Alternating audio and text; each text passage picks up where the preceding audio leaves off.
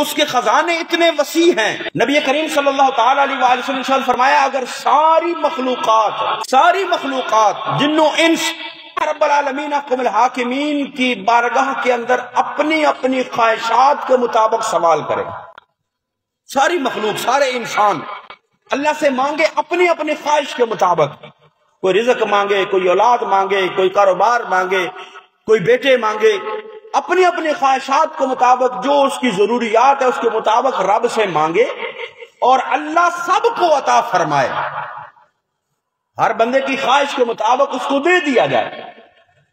یہ مالک کی مرضی ہوتی ہے، کبھی کسی کو کچھ دے کر آزماتا ہے، کبھی نہ دے کر آزماتا ہے، یہ اس رب کی رحمت ہے، اس رب کا نظام ہے، کسی کو تھوڑا دیتا ہے، کسی کو زیادہ دیتا ہے۔ لیکن آقا نے فرمایا اگر ساری مخلوقات اس رب سے مانگے اور وہ رب العالمین ہو کر ساری مخلوقات کو ان کی خواہشات کے مطابق دے دے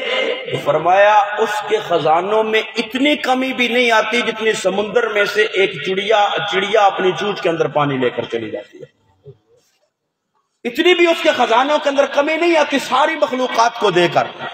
ساری مخلوقات کو عطا کر کے، ان کی مرضی کے مطابق عطا کر کے، اس کے خزانے اتنے وسیع ہیں کہ سمندر میں سے اگر چڑیا پانی پی لے اس کی چونچ کے اندر کتنا پانی آئے گا؟ فرمایا اتنی بھی کمی رب کے خزانوں میں نہیں ہوتی ہے۔ تو جب پھر وہ رب خود پکارے آؤ مجھ سے لے لو، آؤ مجھ سے مانگ لو، جس کو بخشش کا طلب ہے وہ بخشش مانگے، جس کو مغفرت کی طلب ہے وہ مغفرت مانگے، جس کو رزق کی طلب ہے وہ رزق مانگے، جس کو اولاد کی طلب ہے وہ اولاد مانگے، اپنی اپنی خواہشات اور مرضی کے مطابق مانگتے جاؤ، وہ رب دینے پر آیا ہوا ہے،